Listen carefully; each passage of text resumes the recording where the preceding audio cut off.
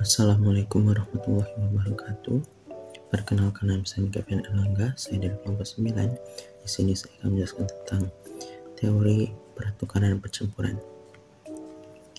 Teori pertukaran percampuran adalah konsep dalam ekonomi Islam yang mengacu pada transaksi pertukaran dan transaksi percampuran.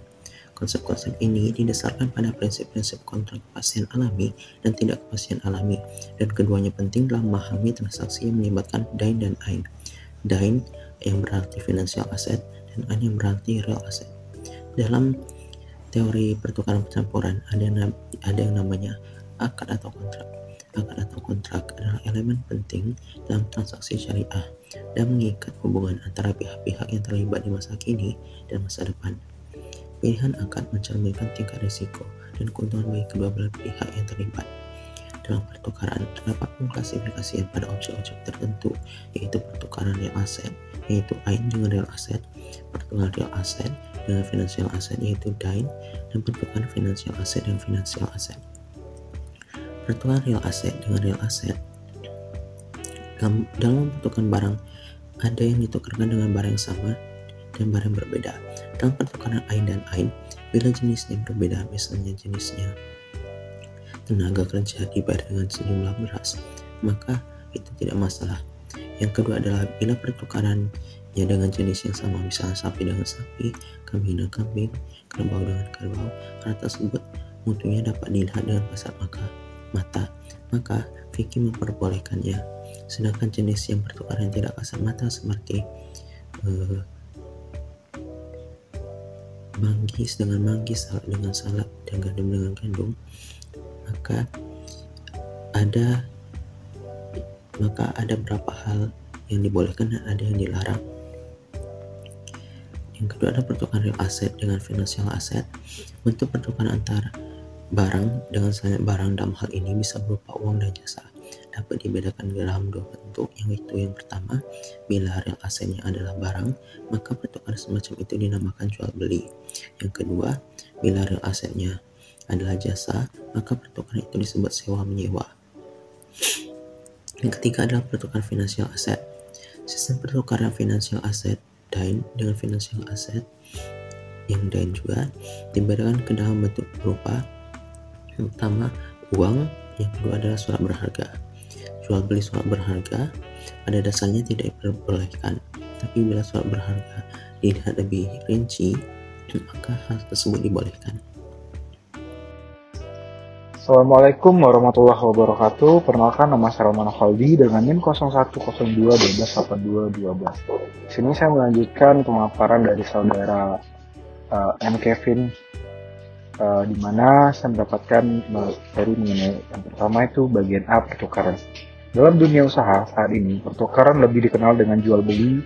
Pada ekonomi Islam, pertukaran yang dimaksud adalah pertukaran ain yang berbentuk barang dan dain yang berbentuk uang.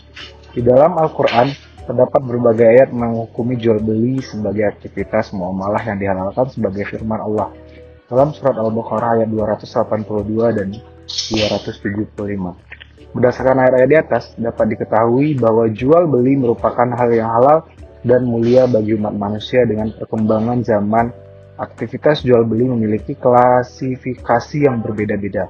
Yang pertama adalah klasifikasi berdasarkan objek dagangan. Dari sisi ini jual beli dibagi menjadi 3 macam. Pertama, jual beli umum, yaitu menukar uang dengan barang. Kedua, asyarf atau money changer, yaitu pertukaran uang dengan mata uang. Ketiga adalah jual beli muqayyadah, yaitu penukaran barang dengan uang.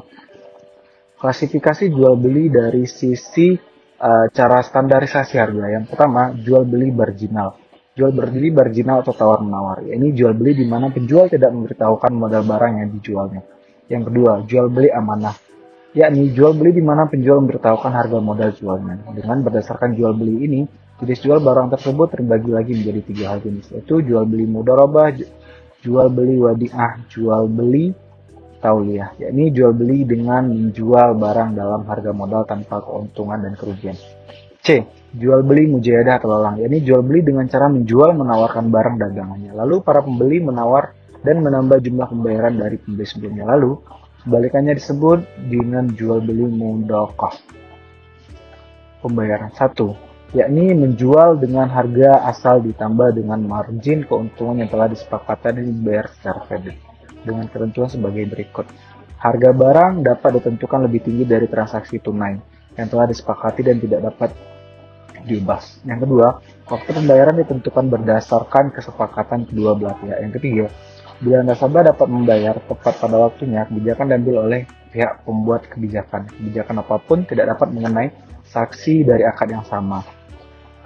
Buy as salam yang kedua, yakni prinsip jual beli suatu barang tertentu oleh pihak penjual dan pembeli dengan harga pokok yang ditambah keuntungan dengan disepakati di mana-mana penyerahan barang dilakukan kemudian hari sementara uang diserahkan di muka.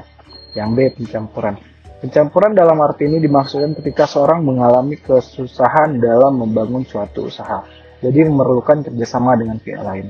Dalam hal ini, Al-Quran telah menegaskan sesungguhnya kebanyakan dari orang-orang yang berkongsi itu sebagian dari mereka berbuat zalim kepada sebagian lain orang kecil, orang-orang yang beriman dan mengajarkan amal soleh. Quran Surat Asyad ayat 24. Para pelaku usaha yang melakukan transaksi dan membutuhkan modal, jika ingin mencapai sesuatu dengan hal yang mudah, maka bisa dilakukan dengan cara musyarakah dan syirkah. Syirkah adalah ikut sertaan, menjalankan keuntungan dan kerugian dalam ibadah yang telah ditentukan. Syirkah dibagi atas yang pertama, syirkah amla, yakni suatu perkongsian yang dapat memerlukan perjanjian melainkan berjalan dengan sendirinya. Syirkah uqud, yaitu perkongsian yang berbentuk karena suatu kontrak. Syirkah uqud dilihat berdasarkan aspek perkongsian dibagi lagi kepada beberapa bagian. Itu yang pertama, syirkah inan atau limited company, merupakan persekutuan dalam modal, usaha, dan keuntungan. Yang kedua, syirkah mufawadah, yakni setiap kerjasama di mana masing-masing pihak yang beraliansi memiliki modal, usaha, dan utang piutang yang sama dimulai berjalannya akhir. Dan yang ketiga, terakhir, syirkah wujuh. Setiap anggota hanya mengandalkan wibawa dan nama baik, dan unsur modal tidak diperhitungkan. Pembagian keuntungan dan kerugian berdasarkan negosiasi di antaranya anggotanya. D, syirkah abdan, yakni kerjasama di mana dua orang atau lebih berdekatan bentuk kerjasamanya menerima pesanan dari pihak ketiga dan membagi keuntungan melalui negosiasi. Sekian presentasi dari saya. Apabila ada salah, mohon maaf. Wabillahi taufiq wal hidayah. Wassalamualaikum warahmatullahi wabarakatuh. Dengan saya Rahman Effendi. Sekian, terima kasih.